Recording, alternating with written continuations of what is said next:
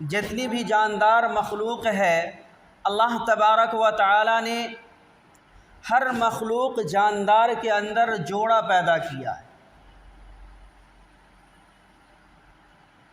جتنی بھی مخلوق جان والی پائی جاتی ہے، جاندار کہلاتی ہے، ہر مخلوق کو اللہ تبارک و تعالی نے جوڑا پیدا کیا ہے، یعنی نر اور مادہ کا سلسلہ رکھا ہے۔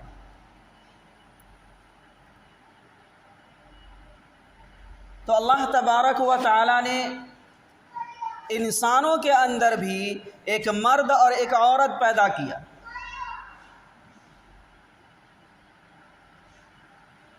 جب انسان مرد اور عورت ایک دوسرے سے اپنا ربط رکھتا ہے،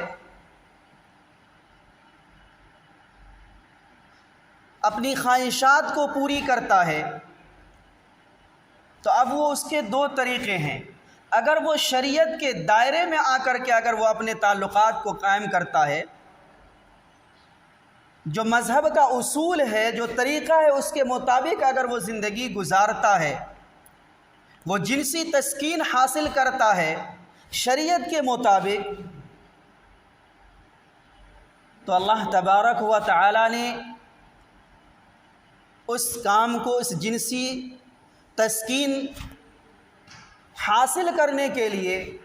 انسانوں کے اوپر ضروری قرار دیا، بلکہ واجب قرار دیا ہے۔ اور اگر یہی طریقہ اگر شریعت سے ہٹ کر کے یعنی نکاح کیے بغیر اگر اسی طریقے کو اختیار کیا جاتا ہے، تو ہمارے معاشرے کے اندر بھی اسے برا بھلا سمجھا جاتا ہے، بے حیائی کا نام دیا جاتا ہے، آوارگی کا نام دیا جاتا ہے، عیاشی کا نام دیا جاتا ہے۔ لیکن میرے محترم بزرگوں اور دوستو، جب یہی بے حیائی اور یہی آوارگی اور عیاشی اگر شریعت کے دائرے میں آ کر کے عمل کیا جاتا ہے، تو میرے محترم بزرگوں اور دوستو، یہ جائز ہونے کے ساتھ ساتھ، واجب ہونے کے ساتھ ساتھ، اسی عمل کے اوپر اللہ تبارک و تعالی زوجین کے درمیان، مرد و عورت کے درمیان جو الفت و محبت قائم ہوتی ہے، جو تعلقات قائم ہوتا ہے، اس پر اللہ تبارک و تعالی ثواب کا بھی کام ہے۔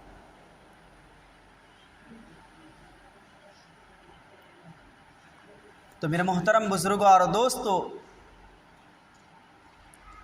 آج ہمارے معاشرے کے اندر قرآن کریم کی جو ابھی تلاوت کی گئی ہے، اس کے اندر اللہ تبارک و تعالی اسی کو بیان کر رہے ہیں کہ تمہاری آسودگی کے لیے، تمہارے سکون اور راحت کو حاصل کرنے کے لیے تم ہی میں سے تمہاری بیوی کو پیدا کیا، یعنی عورت کو بنایا کہ تم اس سے تسکین، سکون حاصل کر سکتے ہو۔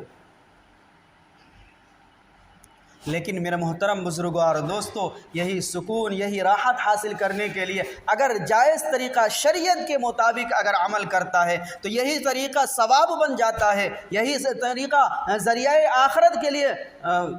عملی نمونہ بن کر کے پیش ہوتا ہے، اس کے لیے ذخیرہ بن جاتا ہے۔ لیکن اگر اسی طریقے کو ناجائز طریقے سے، شریعت سے ہٹ کر کے، اللہ اور اللہ کے رسول جناب نبی کریم صلی اللہ علیہ وسلم کے حکم سے ہٹ کر کے اگر زندگی گزاری جاتی ہے، تو وہی ہمارے لیے بے حیائی اور عریانیت اور ہماری بربادی کا سبب بن جاتا ہے۔ تو میرے محترم بزرگوں اور دوستو، یہ نکاح کا جو عمل ہے، اللہ تبارک و تعالی نے اس نکاح کے اندر رحمت بھی رکھا ہے، برکت بھی رکھا ہے۔ اگر اس کو اس کے اصول کے مطابق اگر کیا جائے، شریعت کے مطابق اگر کیا جائے، میرے محترم بزرگوں اور دوستو، یہ نکاح تمام انبیاء علیہ السلام کی سنت ہے، تمام رسولوں کی سنت ہے۔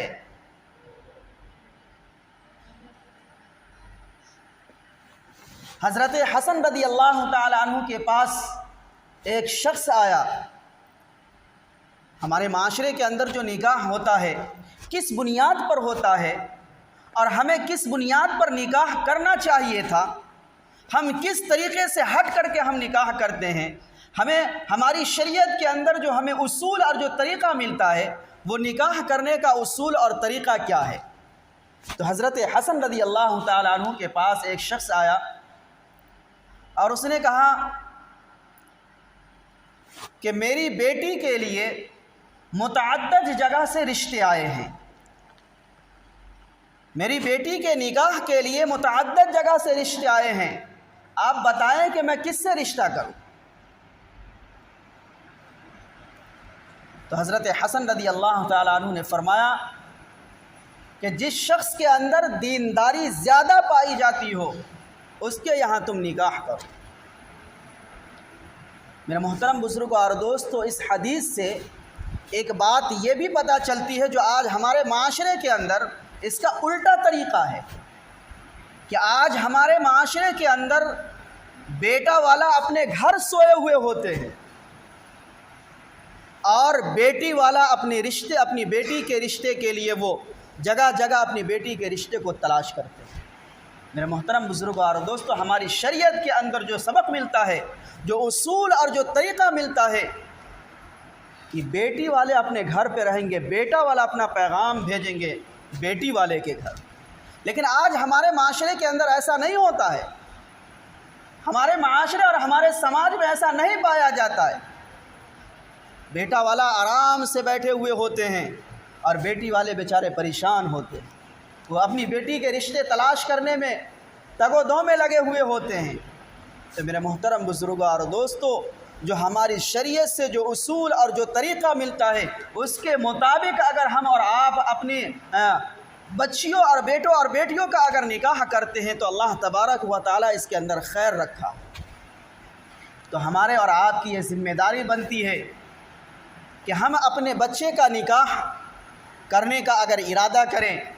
جب ہم اپنے بچوں کا نکاح کرنا چاہیں تو ہم بیٹی والے کے گھر چل کر کے جائیں، جو شریعت سے ہمیں اصول ملتا ہے۔ تو میرے محترم بزرگوں اور دوستو، دوسری بات یہ ہے کہ ہمیں اور آپ کو جو نکاح کرنا ہے، ہم اپنی بیٹی کا جو رشتہ طے کریں یا اگر ہم اپنے بچوں کا رشتہ طے کرتے ہیں تو وہ دینداری کی بنیاد پر ہونی چاہیے۔ آج ہمارے معاشرے کے اندر 4 چیزوں کی بنیاد پر نکاح کیا جاتا ہے: مال و دولت کی بنیاد پر، حسب و نسب کی بنیاد پر، حسن و جمال کی بنیاد پر اور دینداری کی بنیاد پر۔ میرے محترم بزرگوں اور دوستو، یہ 4 بنیاد ہیں، ان 4 بنیادوں پر آج ہمارے معاشرے کے اندر نکاح کی رسم پوری کی جاتی ہے، نکاح کیا جاتا ہے۔ تو میرے محترم بزرگوں اور دوستو، ان 4 بنیادوں میں سے جو سب سے بہتر بنیاد ہے وہ ہے دینداری کی بنیاد۔ آپ کے مد نظر دینداری ہونی چاہیے، کسی کی مال و دولت کے اوپر نہیں، حسن و جمال کے اوپر نہیں، حسب و نسب کے اوپر نہیں۔ اگر آپ یہ تینوں چیز چاہتے ہیں تو آپ کو آپ کی نگاہ کے اندر، آپ کے دل کے اندر جو بات ہونی چاہیے وہ دینداری کی بنیاد ہونی چاہیے۔ اگر آپ اپنے ذہن کے اندر آپ اپنے بیٹوں کا رشتہ طے کرنے چاہتے ہیں تو اگر آپ کے دماغ کے اندر، آپ کی سوچ کے اندر یہ ہے کہ ہم اپنے بیٹے کا رشتہ دیندار لڑکی سے کریں گے، دیندار گھرانے میں ہم اپنا رشتہ جوڑیں گے، تو میرے محترم بزرگوں اور دوستو، باقی کے جو 3 اصول ہیں وہ بھی آپ کو مل جائیں۔ لیکن اگر آپ نے ان 3 اصولوں کو بنیاد بنایا اور اصل بنیاد کو چھوڑ دیا، دینداری کی بنیاد کو چھوڑ دیتے ہیں، تو میرے محترم بزرگوں اور دوستو، آپ کو کوئی اصول نہیں مل پائے گا۔ ظاہراً تو آپ کو لگے گا کہ ہاں ہم نے اپنے بیٹے کے لیے خوبصورت بہو کا انتظام کیا، خوبصورت بہو مل جائے گی، لیکن وہ آپ کے گھر کو وہ برباد کر کے رہ دے گی، وہ اپنے حسن و جمال کی بنیاد پر وہ آپ کے گھر کو برباد کر دے گی، آپ کے گھر کے نظام کو رد و بدل کر دے گی۔ اور اگر آپ نے مال و دولت کی بنیاد پر کیا تو میرے محترم بزرگوں اور دوستو، اس پر بھی آپ کا گھر برباد ہو سکتا ہے۔ وہ اپنے دولت کے نشے میں آ کر کے وہ آپ کے سکون کو چھین لے گی، حسب و نسب کا بھی یہی معاملہ ہے۔ لیکن اگر ہم اور آپ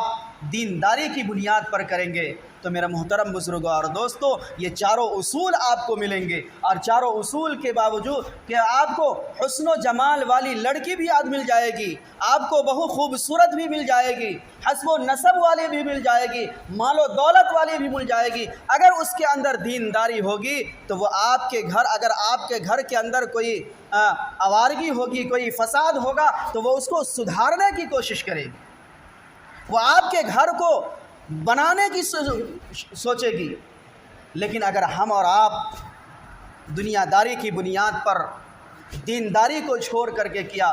تو میرے محترم بزرگوں اور دوستو یہ صرف ہم اور آپ اپنی زندگی کے اندر، اپنے معاشرے کے اندر، اپنے گاؤں اور سماج کے اندر اس کا ہم اور آپ اندازہ لگا سکتے ہیں کہ شریعت کا جو اصول ہے، جو طریقہ ہے، اس کے اندر اللہ تبارک و تعالیٰ نے کتنی خیر و برکت رکھی ہے، اور جس گھر کے اندر، جس سماج کے اندر، جس معاشرے کے اندر شریعت کے اصول کو پامال کیا جاتا ہے، اس سماج کے اندر، اس معاشرے کے اندر جو بگاڑ پیدا ہوتا ہے اس کو ہم اور آپ اپنی نظروں کے سامنے دیکھتے ہیں۔ تو میرے محترم بزرگوں اور دوستو یہ تمام رسولوں کی سنت ہے۔ خود جناب نبی کریم صلی اللہ علیہ وسلم نے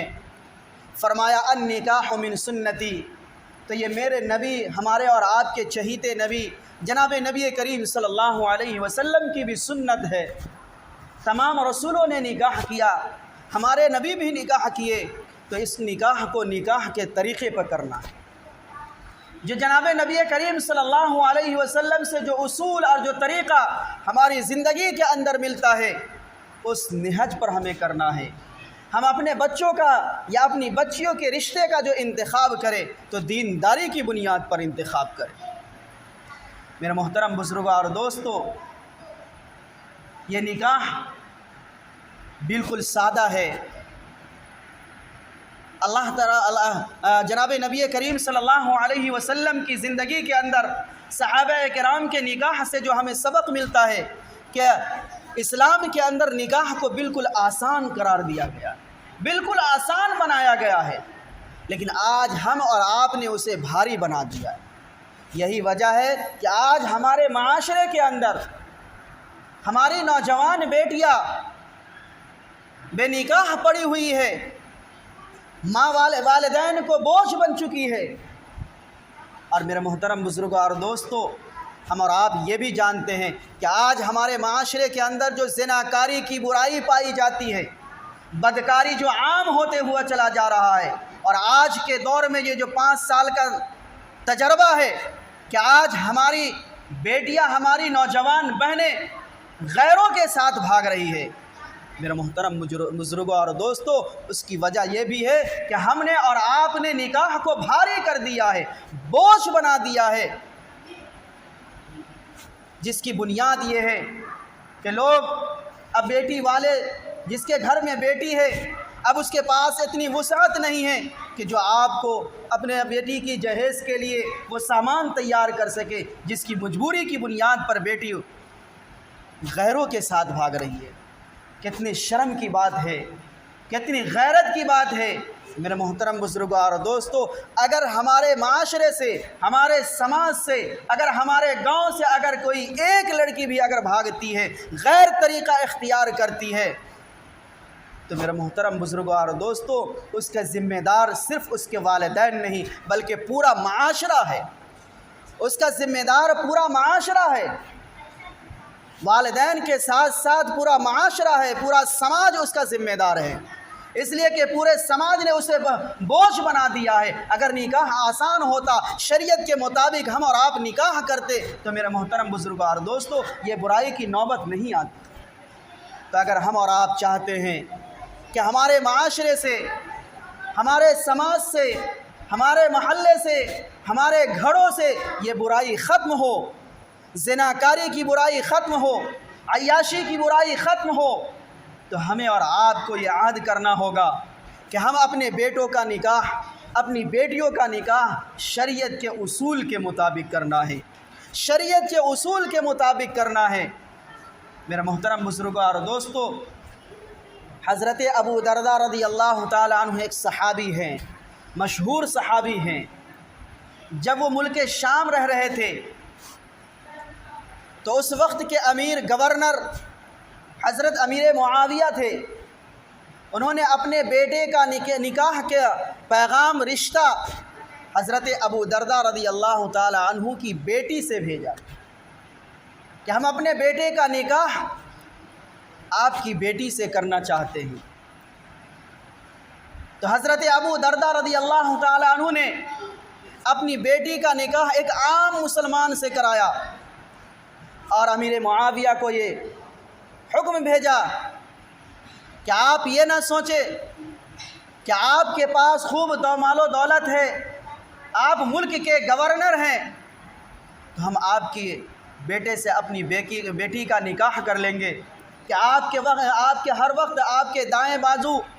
آپ کے غلام، آپ کے نوکر چاکر آپ کے آگے پیچھے کرتے ہیں، اس بنیاد پر ہم آپ سے نکاح کر لیں گے۔ یہ بات ذہن میں رکھا جائے کہ آپ جس وقت آپ کا نوکر چاکر آپ جس وقت اپنے تخت و تاج پر ہوتے ہیں، آپ حکمرانی کرتے ہوئے ہوتے ہیں، اس وقت آپ کے اندر دینداری نہیں ہوتی ہے۔ تو میرے محترم بزرگوں اور دوستو، حضرت ابو دردہ رضی اللہ تعالیٰ عنہ نے اپنی بیٹی کا نکاح دینداری کی بنیاد پر کیا۔ تو ہمیں بھی چاہیے کہ ہم اور آپ بھی اپنی بیٹی کا نکاح، اپنے بچوں کا نکاح اگر کریں تو وہ دینداری کی بنیاد پر کریں۔ ہم اور آپ اپنے معاشرے سے اگر چاہتے ہیں کہ برائی ختم ہو جائے تو ہمیں اور آپ کو یہ بات ذہن میں رکھنا ہوگا کہ ہم اپنے بچوں اور بچیوں کا نکاح جب کرنے کے لیے جائیں، اس کے رشتے کا جب تلاش کریں تو میرے محترم بزرگوں اور دوستو دینداری کی بنیاد پر کریں۔ اور دوسری چیز، اگر ہم اور آپ چاہتے ہیں کہ اگر معاشرے سے برائی ختم ہو جائے تو ہم اور آپ اپنے بچے اور بچیوں کا نکاح وقت پر کریں۔ جب لڑکا یا لڑکی بالغ ہو جائے، اس کی عمر پہنچ جائے، بلوغیت کی عمر کو پہنچ جائے تو آپ اپنے بچوں کے نکاح کا انتظام کریں۔ آج معاشرے کے اندر جو برائی پائی جاتی ہے کہ آج ہمارا نوجوان جوان ہو چکا ہے، ہماری بیٹیاں، ہماری بہن جوان ہو چکی ہیں، لیکن ہم نے نکاح کو اتنا بوجھ بنا دیا کہ ہم والدین کو اتنی ہو نہیں پاتا ہے کہ وہ اپنی بیٹی کا نکاح کرے، جس کی بنیاد پر میرے محترم بزرگوں اور دوستو ہماری نوجوان بچیاں برائی کی طرف مائل ہو رہی ہیں، زناکاری اور بدکاری کی طرف مائل ہو رہی ہے۔ تو اگر ہم اور آپ یہ چاہتے ہیں کہ ہم اور آپ اپنے معاشرے سے ان زناکاری، بدکاری، عیاشی کو ہم اکھاڑ کر کے پھینکیں گے تو ہمیں اور آپ کو اپنے بچے اور بچیوں کا نکاح وقت پر کرنا ہوگا۔ اللہ تبارک و تعالیٰ سے دعا ہے کہ اللہ تبارک و تعالیٰ ہمیں کہنے سے زیادہ عمل کی توفیق عطا فرمائے۔ وآخر دعوانا الحمدللہ۔